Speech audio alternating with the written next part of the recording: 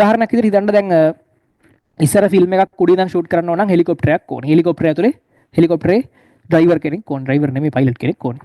ඊට පස්සේ හෙලිකොප්ටරේ ඉඳන් පල්ලෙහාට අල්ලගන්න කැම් එකක් ඕනේ, කැමරාවක් ඕනේ. ඒ කැමරාව අල්ලගෙන ඉන්න කැමරාව ඔපරේටර් කෙනෙක් ඕනේ. ඒතර ගොඩක් කට්ටිය ඕනේ නා මේ වැඩේට. දැන් ඔය සෙට් එක වෙනකොට පාවිච්චි කරන්නේ මොකද්ද? දැන් ෆිල්ම් එකක් කුඩින් ෂූට් කරන්න ඕන නම් මොකද කරන්නේ? දැන් මොකද්ද පාවිච්චි කරන්නේ? දැන් පාවිච්චි කරන්නේ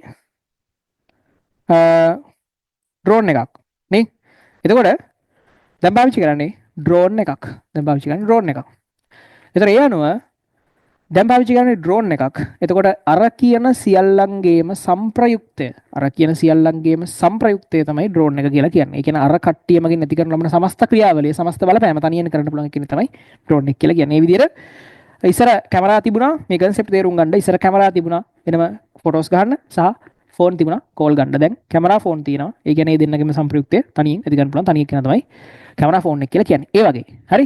එහෙමත් තේරෙන්නේ නැත්නම් කොල්ලන්ට තේරෙනවා. පැතුම් නිස්සංකට ක්‍රිකට් ගහන්න පුළුවන්. රංජන් රාමනායකට පුළුවන්. එතකොට පැතුම් නිස්සංකක වැඩි රංජන් රාමනායක වැඩි තනිව කරන්න පුළුවන් පුද්ගලෙක් තමයි ධනුෂ්ක කුඩතිලක කියන්නේ. ඒ වගේ තමයි සම්ප්‍රයුක්තය කියන්නේ. හරිද? ඒ වගේ තමයි සම්ප්‍රයුක්තය කියන්නේ. එතකොට ඒ වගේ තමයි සම්ප්‍රයුක්තය කියන අදහස. දැන් එතකොට දෙන්නෙක්ගේ වැඩේ තනිව කරන්න පුළුවන් එක්කෙනා තමයි සම්ප්‍රයුක්තය කියලා කියන්නේ.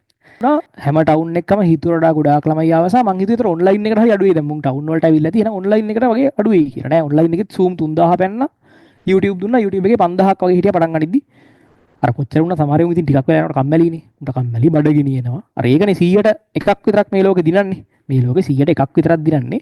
විවිධ හේතුන් මත අතාරින්න බලන කෙනෙක්. විවිධ හේතුන් මත කම්මැලි හෙට බලනවා, නිකන් ඉන්නවා. දැන් ඕක පුළුවන් වගේ හිතාගෙන ඉන්න සෙට් එකක් ඉන්නවා. ඉතින් කොහොමත් එකයි. කොහොම හරි ඉතින් රෙකෝඩින් එක හරි මේක බලනවා නම් ඔයා සමහරට ඔය රෙකෝඩින් එක හරි බලනවා නම් ඒ කියන්නේ ඔයා හැම එකෙක් නෙමෙයි. එතකොට අර ඕනේ වෙලාවක මේ 80000ක් ඒ ලෙවල් ලිව්වට 5ක් 6ක් නේ ඒ ලෙවල් වලට කොහොමත් ෆිසික්ස් වලට ඒකක් දාන්නේ. ඒ නිසා මේක ගැම්මෙන් අල්ලන් ඉන්නේ උන් පොඩ්ඩයි ඉන්නේ. හැබැයි තමන් ඒ ගැම්මෙන් අල්ලන් ඉන්නේ උන් බවටපත් වුණොත් ඊටාම ලේසියෙන් මේක දිනන්න පුළුවන්.